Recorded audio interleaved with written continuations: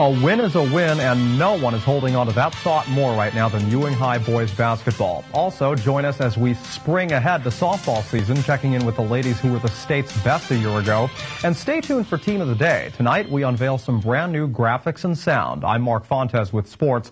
Perth Amboy High was the scene Thursday night of Ewing High's Group 2 semifinal matchup with the founders of Borough Ball, Willingboro High. Trailing by 7 going into the fourth quarter, it was either put up or shut up for the Blue Devils. Well, they did a lot more than put up. They lit up the scoreboard with 24 fourth quarter points, and they hand Willingboro a 49-40 defeat. 3 Blue Devils were in double figures. Dante Jones had 10, Isaiah York threw in 14, and big man David Azora recorded 18 points. 12 of those came in that final quarter of play.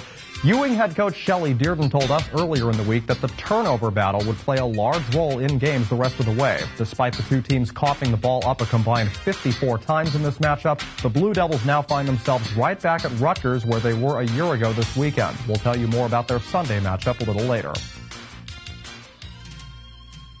To softball we go. Robbinsville Township is already on the map for the sport. Its younger teams have been all over the country competing for regional and national titles. Well, on a Garden State front, the Ravens of Robbinsville High, who have many of those aforementioned girls nowadays, brought home a 25-0 record last season en route to beating Pequannock for the Group 2 state title.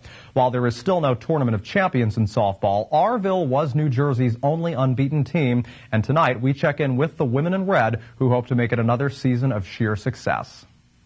It's just so great to come back to this team again. They're back. New Jersey's only undefeated high school softball program from 2011 is back on the diamond, gunning for more glory this time around. I'm really excited to be outside, and me and Lauren had a countdown. The whole team had this big countdown to when softball started. We kind of have a target on our backs now with the record last year and the state championship, so hopefully we can keep it going. The Ravens have a 25-game winning streak to both protect and prolong, and they're already hard at work towards reaching this year's goals, keeping in mind that inch by inch, life is a cinch. Yard by yard, it's very hard. If they do the little things, then the big things will just happen, and we won't have to focus on them so much. We look forward to winning, but our goals are pretty small. We just want to do all the mechanics right and make sure we do all the small things. Which, in these early practices, consist of a lot of fly ball and ground ball routines. Star pitcher Lauren Fisher says it's a great way to kick into spring. We've all been doing travel ball. We've been seeing a lot of each other lately, so we've all been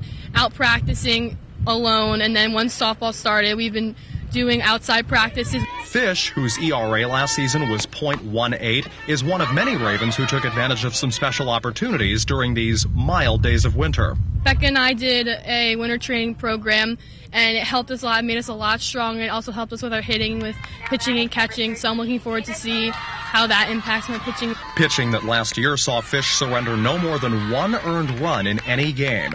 Out of the other 8 positions on the field, 6 will be filled by returning varsity stars. Only outfielder Gabby Leach and first baseman Aaron Gaynor graduated. The spots that when they left, we filled in the spots pretty good. So I think we still have a really strong team. The juniors and the seniors gel very well together, and they're very good at taking in the younger girls. Cabarly, who's now in her 5th season coaching this team, expects the best, but adds that she's thankful to have such a star-studded roster. I've said it 1,000 times, but I do think that I have the best girls. I don't really worry about them outside of school, getting in trouble. I know that they have really good priorities. On and off the field, these Ravens open the 2012 season at home against Steinert. Steinert's always a good game. We're always really excited to play them, and we know some of the girls on the team, so that's always an exciting game. We're not trying to keep a streak going. We're trying to play our game and not have to deal with the pressure. That game against the Spartans will be Saturday, March 31st.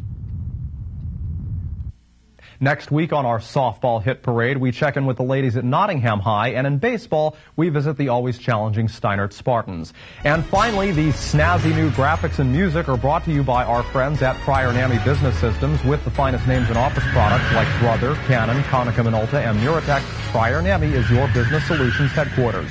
Ewing High boys basketball is our Pryor NAMI team of the day for Friday. The boys will now take on Pascack Hills for the Group 2 championship. Tip-off is Sunday at 2 p.m. at the Rack at Rutgers, a team who is currently 21-4 Pascack Hills is to Ewing's 25-6. The winner moves on to the state's Tournament of Champions. Well, that's all for sports on this Friday and for the week. In a moment, we sit down with the bishop to talk about the former bishop who was bid a fond farewell just this morning. Don't miss tonight's Mercer County Close-Up.